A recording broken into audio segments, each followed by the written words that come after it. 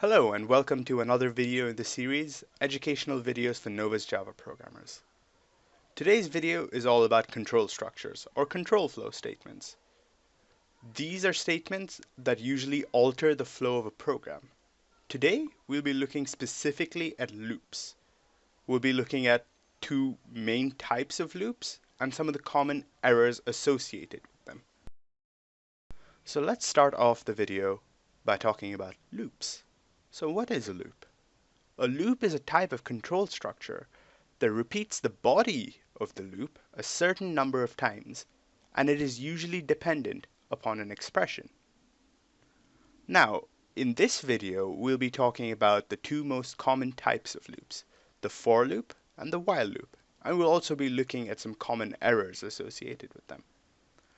One thing we need to understand is that all types of loops have some things in common. That is, the four parts of a loop. These parts are the setup, the test expression, the body, and the increment or decrement. Now, I will explain where each of these parts occur in both the different types of loops, but it's important to understand that no matter the type of loop, these parts are always present.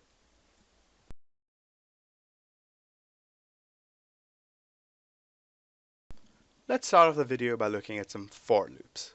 If we go into the tester class over here, you can see that I've laid out a very simple problem for you that makes use of both for and while loops. This is to make you understand that while for and while loops may have slightly different approaches, they're both achieving the exact same thing. That is, to loop over a body of code. Now, why you might want to use one over the other is something I'll come to later in the video. But for now, let's take a look at the problem that I've laid out.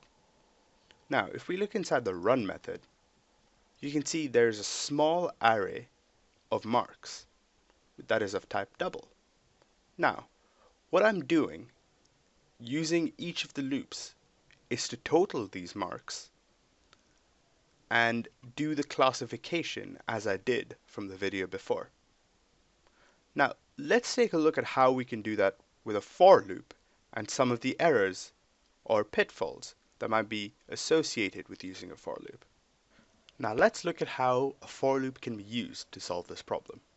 If we scroll all the way up to the use for loop method over here, you can see that it takes an array of marks as a parameter.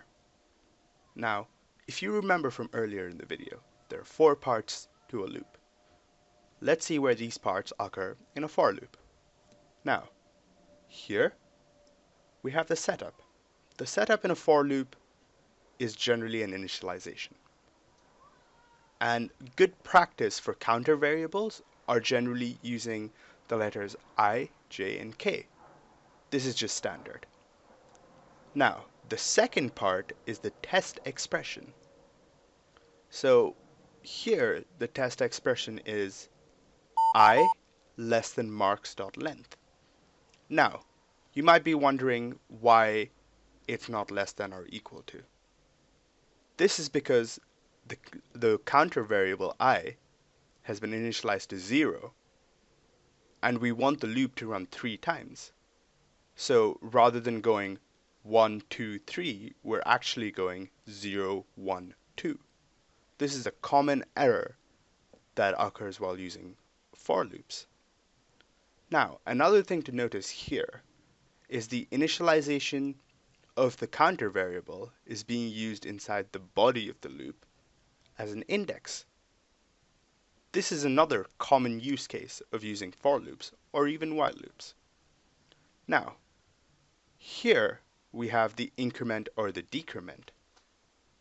So this is generally done by either saying plus plus or minus minus to either go forward one step or back one step. Note that you can also increase the counter variable by more than just one step, but that depends on the problem you're trying to solve. Now, lastly, we have the body here. The body of the marks of the loop is simply adding up the marks to the total and passing it on to the rest of the program. Now, one really good thing about for loop is that you have uh, the initialization, the test expression, and the increment in one compact statement. This means you don't generally forget to do one of the steps and potentially put yourself at risk of, running into an infinite loop, something that none of us want to do. One of the other common mistakes inside a for loop are the separators. Now, note that even though it is a single for statement, it is made up of three distinct parts inside the statement itself. And these statements are separated by a semicolon.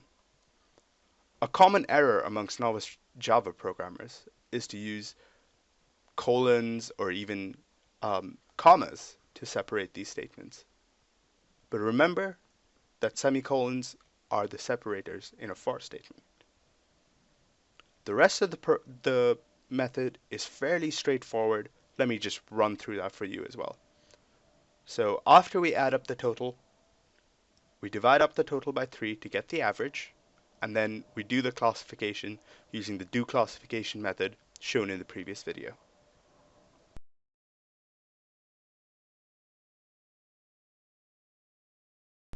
Now that we've looked at some for loops, let's take a look at some while loops. If we scroll down to the use while loop method here, we can immediately see some differences in the way for loops and while loops are written.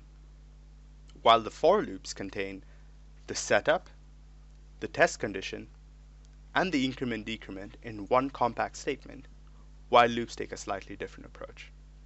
The point of a for loop is to run the body of a loop a certain number of times, depending upon the increment decrement and the test condition. However, a while loop executes the body of a loop until a certain condition is met. Let's explore this a little further.